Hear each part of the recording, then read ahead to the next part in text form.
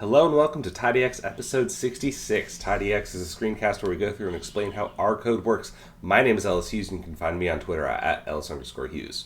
And my name is Patrick Ward. You can find me on Twitter at OSPPatrick, or you can find TidyX on Twitter at Tidy_explained.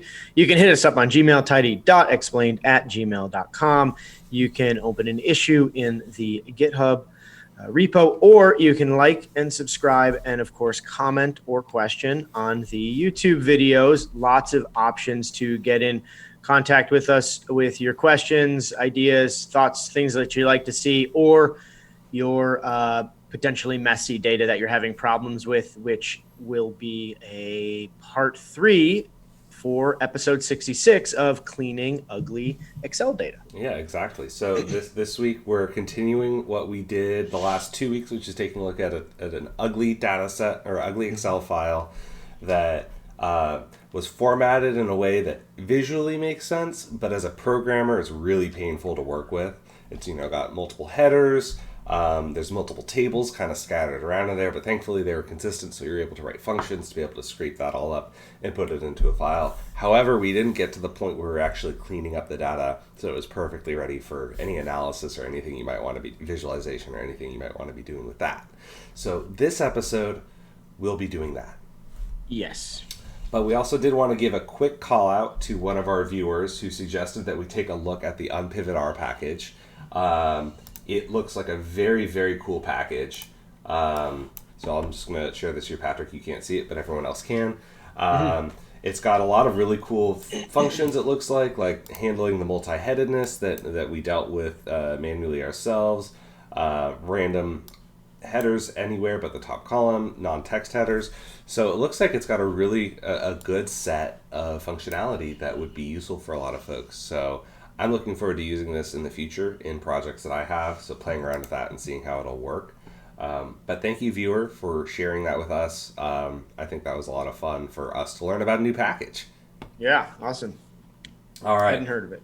So we are going to now move on to the data cleaning and full data prep of our Excel file. So I'm going to share the screen so Patrick can see what we're doing, and we will get on with this. Yep.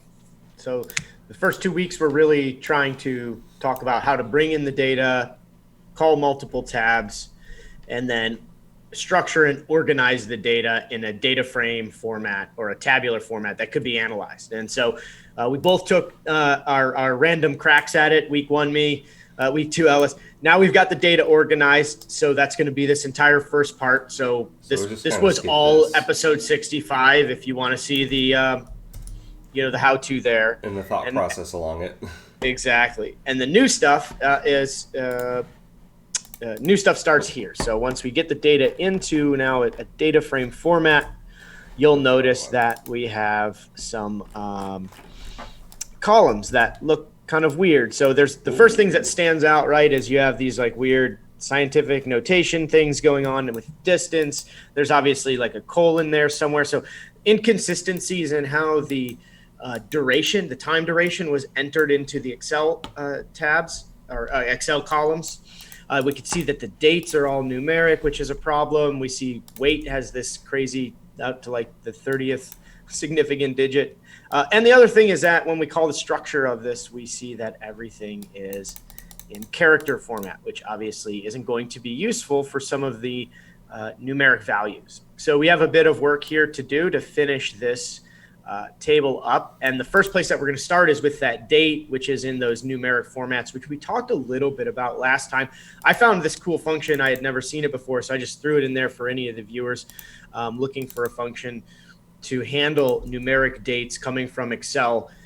We don't use it further down. We're going to fix this in a different way. But if you just look at the all player data date row date as a vector, you'll see that many of the values were numeric, and then there's 2 values in there that were characters that were written as the actual date. So if we just call the all players, that one, there it is. So whatever that is, October 4th and October 5th. 16. Yeah, exactly. So that's the reason why the that function barked up the NAs there. So if the values came in as all numerics, this function works great, but it didn't. So we're gonna fix it. Gonna come up with another way. There's got Come to up be with another way. There's got to be another way, and there is. Huzzah! So here we are. We take our all player training data. We're going to create a new column called training date, which is going to be correcting that old date column. And we're going to use our if else function here. And we're going to use something from a few shows ago when we talked about regex expressions. We're going to use the grepl function, which, if you recall, returns a Boolean true false if it finds that pattern, which in this case is the negative or the dash sign. If it finds that dash, it's going to return a true. If not, it returns a false. And we know that some of those have dashes right there. That's rows, whatever it was, 15 and 16, I think. They have the dashes. So those are the ones that we want to find out. And when the if-else function sees those, it's just going to convert the number to a date. If it doesn't have a dash, so if it's just that numeric value. So Patrick, yep. what is this junk right here? Oh, so whenever we use that, I guess we haven't really done much with dates, so we probably need to explain. We haven't touched on that. Now that I think about it. So the as date function is the super handy function in R that if you're working with data, you're probably going to end up using a ton.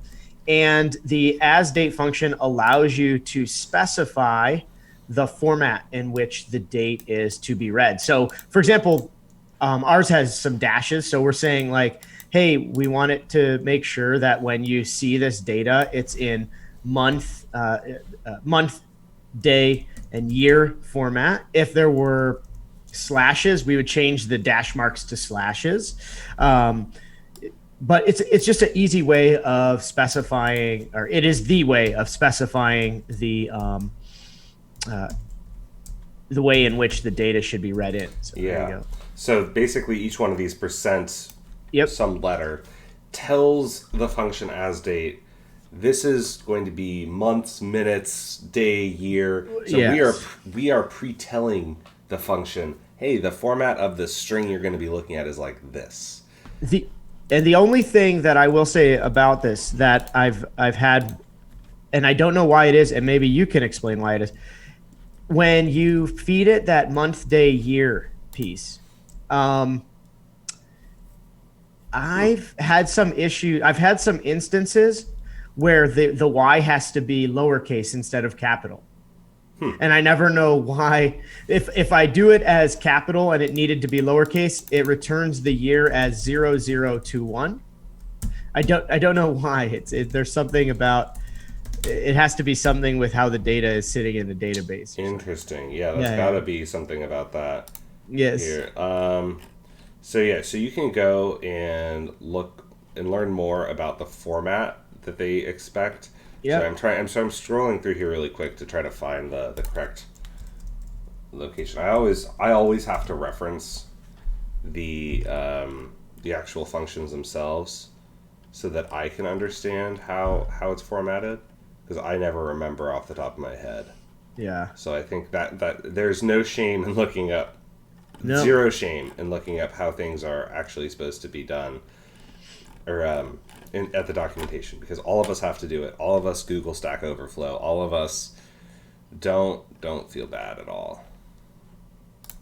And if you didn't feel bad, great. Here we go.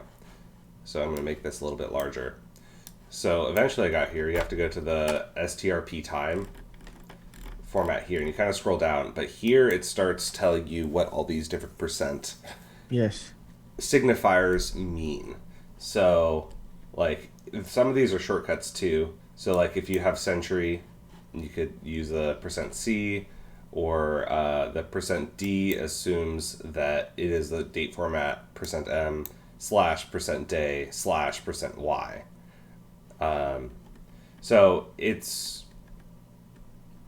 telling the functions the way that things should format. Let's find year, though, because you asked about that one. Yeah. X, Y. Y. There it is. All year. Right. Okay, here we go. Oh, it's because I messed that one up. It should be... Or no.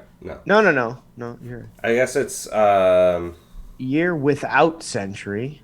Yeah. The values 0 to 68 are prefixed with 20 and 69 to 99 with 19. The behavior is specified by the 2018 POSIX standard, but doesn't. Yeah. But it does. Okay. So I think. So wait. Let's try this. Go to. Go to the console there, and do as date, and do whatever. What's today? Like any date. It doesn't matter. Pick a date. Right. Okay. And so if you did this as. Yep, but with a lowercase y. Will it? let me clean that up. There we go. It should give us 00. It gave us the correct date. It gave us the correct date. Okay. Yeah, but now if we do capital Y, it's going to be that. It gives us It's because the data are formatted in your database. It looks like. Yes, that's why. One. So if you did 2021. Now it's happy. Now it does it. See, there it is. So that's why. There you go. Interesting. Little aside, folks. The more you know. Yeah. So anyway, back to the script. That's what we were doing. So that was so if the if else statement identifies a true for the fact that the string has a dash mark, it's going to turn it into a date as it sees it. If it does not, we're going to turn the value into a numeric first. So that's inside of the as date function. We're going to take this, because remember, it's a character right now. We're going to say turn it into a numeric, and then turn that numeric into a date with the starting origin of 1899-1230, which is the starting origin. I guess this, to me at least, seems arbitrarily chosen by Excel.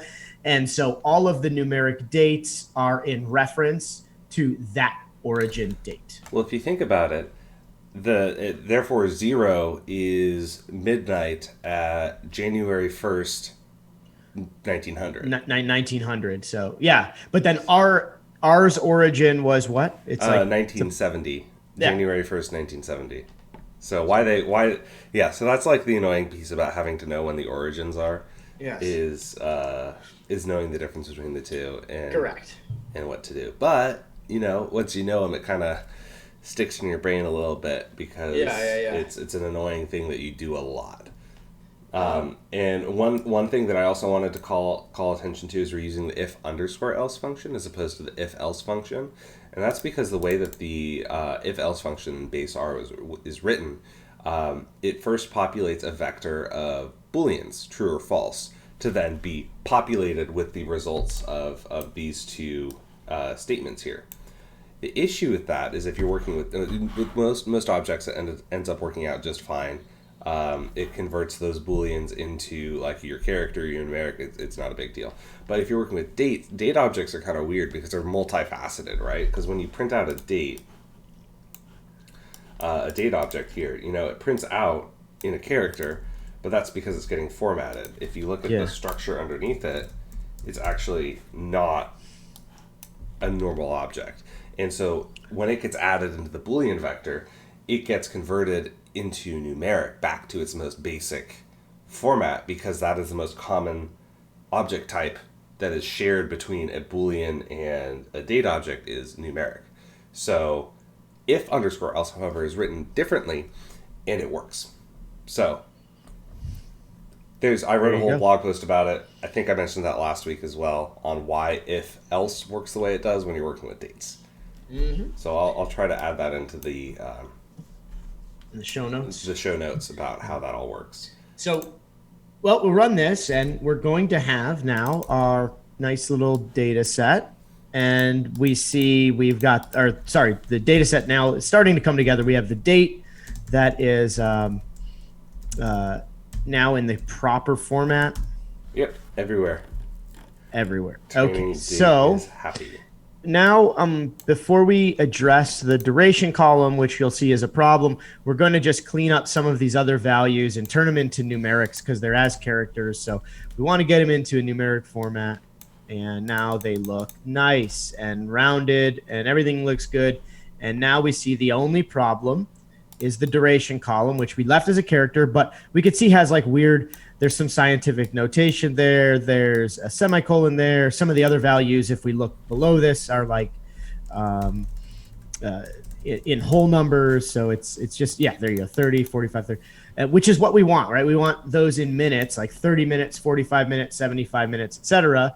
So Ellis, walk us through how we're going to fix the date. All right. Or the duration. Yeah, let's do that.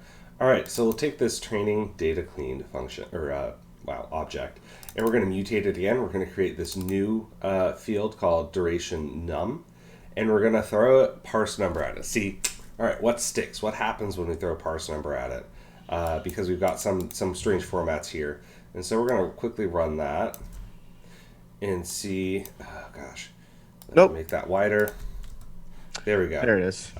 So it cleaned up some of the strange formatting here and dropped off the colon. So it's now 50 minutes. So we're happy with that and what's going on there. However, there's still the strange duration minutes, and these are the same format. It's just no longer printing them in scientific notation, which is because these were character versions of it. And so it's looking pretty nice. Here, let's do another print n is equal to like 20. It automatically limits. So yeah, we still have some of those scientific notations, but everything else is happy and snappy. So what we're going to do is this takes some trickery to know what's going on under the hood, but let's take a quick peek down memory lane of our Excel file here. And so if you take a look at this, these are all, so this is the 30, or let's go back to the first one because this is the top one here. So these are all the strange scientific notation values. And if you click on them, you can see, hey, wait a minute. These are just like normal times that Excel is dealing with. And so, interesting. What's going on here? And the way that Excel is storing times is it breaks down a day and turns it into a unit, basically 24 hours into one. So for every one day, or I'm trying, I guess I'm not coming up with a good way of explaining this, but each day represents one unit of time, or 1 unit here. So let's take a quick peek here. So this 0.0451, that is how far into a day we got. And if you look at this, that is, go away, 1 hour and 5 minutes into the day is 0.0451. All right, so that, like, now that we understand what that data is, let's start parsing it. And so we know that Excel is, for time, is a number of fraction of 24 hours, basically.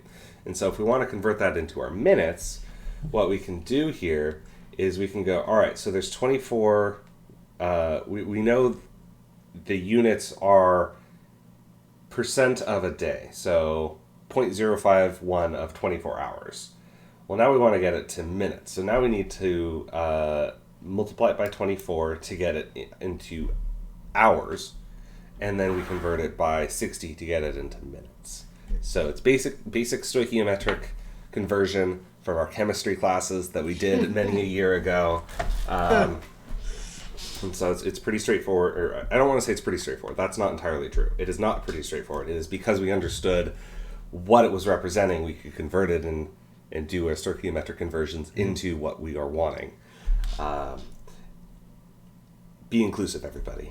And then we're going to use this if-else. We're going to check to see if the duration num is less than 1, which will indicate that it is then one of our strange date objects for us. Let's do this conversion. So we're going to multiply it by 24 and multiply it by 60 so that we get number of minutes. And so we can actually do a quick gut check on that, just so that you know that I'm not blowing smoke. Is this 0.0451 should be 1 hour and 5 minutes after we convert it. So we're going to multiply it by 24. So that's the number of hours it's taken, so 1.0824. And then we're going to multiply it by 60 to get the number of minutes per hour. Which is, so you're at like 65 minutes. So if we look at the Excel sheet, we'll see 1:05. Which is so what we 1 expected. hour and 5 minutes, 65 minutes. Yep. There you go. There you go. And that's how we got there. and we're going to throw it into our ifelse, and we're going to run that, and it's all going to be happy. And hey, would you look at that? We have a completely cleaned data set from an ugly Excel file. There we go. I and now think, here, let me actually, I don't think is there anything else that we need to do to this data set? I'm trying to. Let's actually remove the not nice. The not nice duration, yeah. The not nice duration, just so it doesn't confuse. And Yeah. then let's also reorder. Or is it reorder? No, it's no, relocate, yeah. And then you want to just say before. Yep. I was going to move distance to after duration min. Yeah, that's probably a good idea. Just And so you probably can also put the training date to before, like, it's in the right. Yeah, workout and then training date. Sorry. There we go. Now we've got a cleaned up Excel data set Done. ready for all our visualizations, so we can start looking how Aaron Jacob. Let's do a quick one. So let's take filter to keep player number, whatever. Aaron. Oh, we can also remove duration num, because that's a useless. Oh yeah. I've already made some manipulations. We'll just leave it as is. And Yeah. let's look at the workouts. Let's call them swimming. And then we can throw it into ggplot. ggplit. Yep.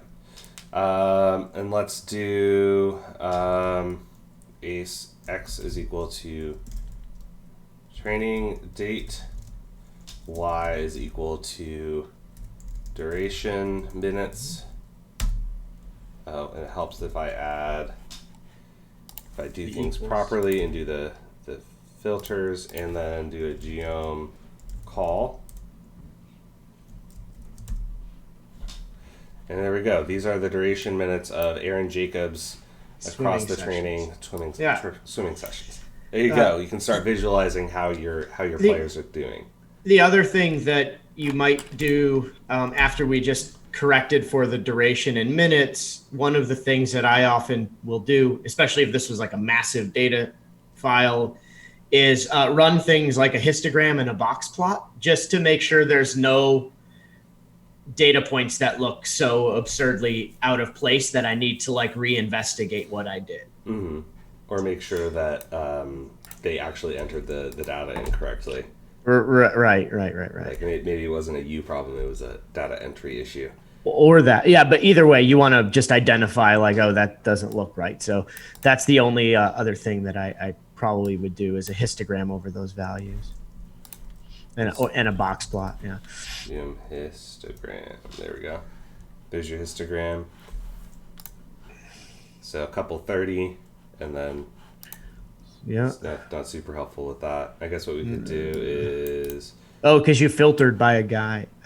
That's why. There, but I guess that's also not helpful. Yeah, so what's such small data is equal to workout. There you go. Yogging and swimming. The soft J. Yes.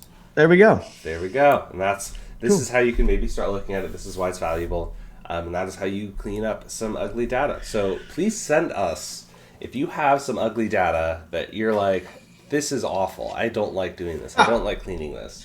Send it our way. I want to see what we can, I want to help out our viewers. Yeah, that'd be good. And I think with that, let's call it. Yeah, we've got a clean data set. We're done. Boom. All right. As always, thank you for joining us for TidyX episode 66. My name is Ellis Hughes. You can find me on Twitter at Ellis_Hughes. And my name is Patrick Ward, and you can find me on Twitter at OSPPatrick, and you can also find TidyX on Twitter at Tidy_explained. Gmail us, tidy.explained@gmail.com. Open up a issue on the Git repo, or like, subscribe, and comment on the YouTube channel. Happy to field questions with ugly data if you need it, or other things that you might like to see in the future.